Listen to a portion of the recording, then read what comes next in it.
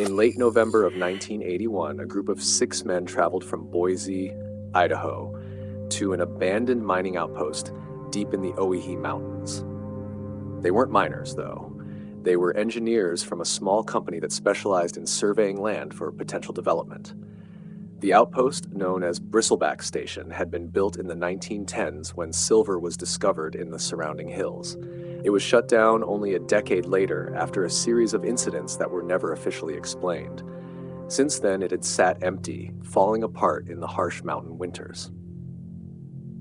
The engineer's job was to inspect the surrounding land to, determine if it could support new construction. The client was a private investor who wanted to build a kind of small ski lodge there. This meant the men had to spend 3 nights at the outpost so they could do their work without making the long trek back and forth to the nearest town, which was over 30 miles away. And so the only way to reach Bristleback Station in winter was on snowmobiles, and the journey was difficult. They arrived on November 22nd, just after noon.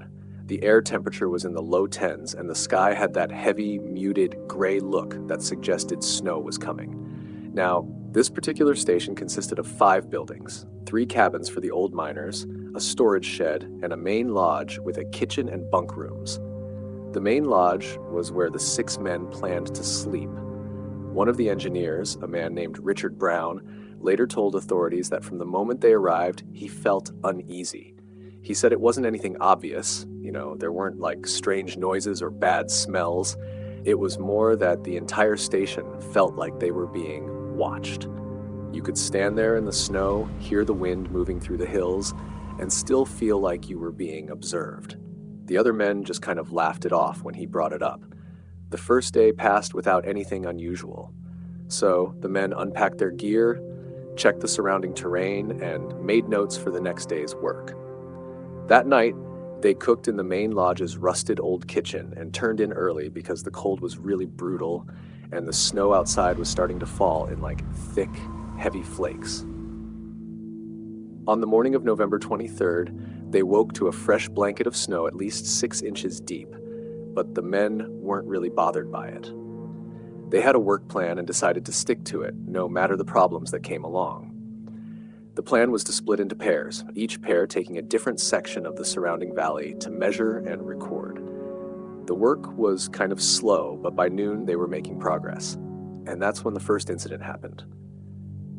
One of the pairs, Michael Tate and Paul Henderson, radioed in to say they were returning early because they'd found something strange near the northern ridge. When they arrived back at the lodge, both men looked unsettled, not scared exactly, just kind of disturbed.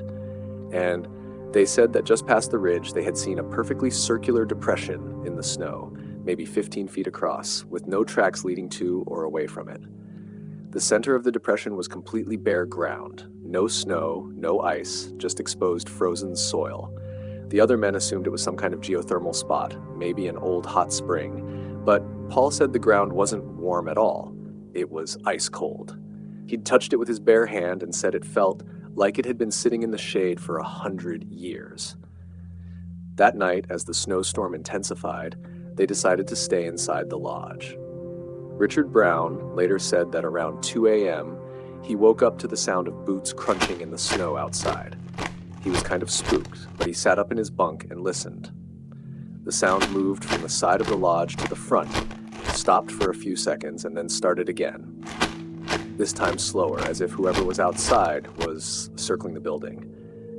He was about to wake the others when the sound just stopped abruptly, followed by total silence. That kind of thing would spook anyone, but after a few minutes, Richard just convinced himself that, he'd just imagined it and went back to sleep. The next morning, since he still felt kind of uneasy, he told the others about what he'd heard. They went outside to check, but the overnight snowfall had covered any possible tracks. That day, they went back to their surveying, but no one strayed too far from the lodge.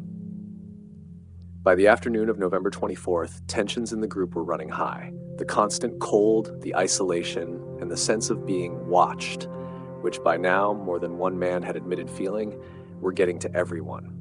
They agreed that after finishing their work the next day, they would head back to Boise early. But that night, something happened that made leaving impossible. At 11:40 p.m., the men were sitting around a small propane heater in the common room when they heard a loud metallic bang from outside, like something striking the storage shed. The noise was followed by what they described as a deep, low breathing. Not quite human, but not quite animal either. They froze, listening, and the sound moved slowly toward the lodge. Then, without warning, the breathing just suddenly stopped. Paul Henderson, who was nearest to the window, pulled back the curtain just a fraction to look outside. He only saw darkness, until something moved past the edge of the glass. He didn't get a clear view, but he said later that whatever it was stood higher than the window frame, which was a good 7 feet from the ground. The creepiness level had never been much higher, so pretty much no one slept at all that night. The next morning, the men discovered something in the snow behind the lodge.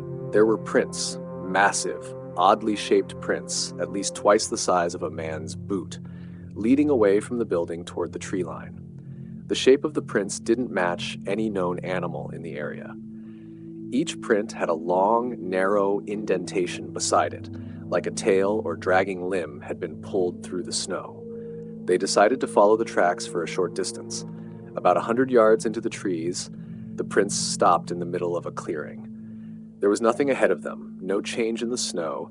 They just ended, as if whatever made them had just kind of vanished into thin air. That was the point when everyone agreed they were leaving immediately. They packed their gear, loaded up the snowmobiles, and started the long trip back down the mountain.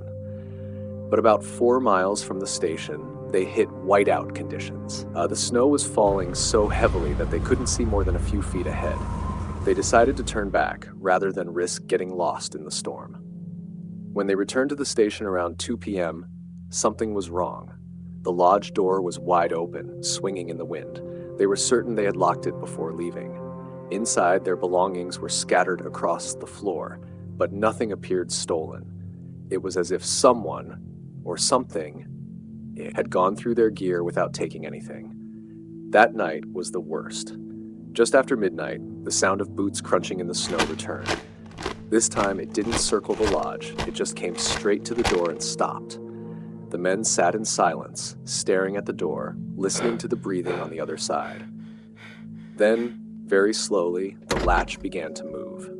Before it could open, Richard Brown grabbed his rifle and fired a single shot through the wood. The breathing stopped instantly, and when they flung the door open, there was nothing there but snow blowing in the wind. No tracks, no blood, nothing. The next morning, the storm had eased enough for them to try leaving again.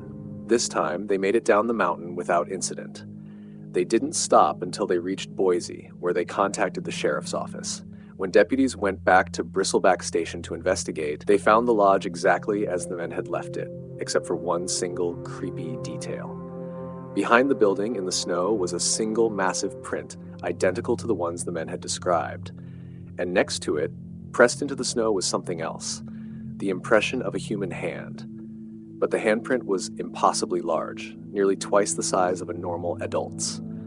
Authorities never identified what left it. The investor canceled his plans for the ski lodge. Bristleback Station still stands today, though no one stays there longer than a few hours. People who visit say they sometimes feel watched. And on winter nights, when the snow is thick and the air is still, they claim they can hear slow, heavy breathing coming from somewhere in the trees.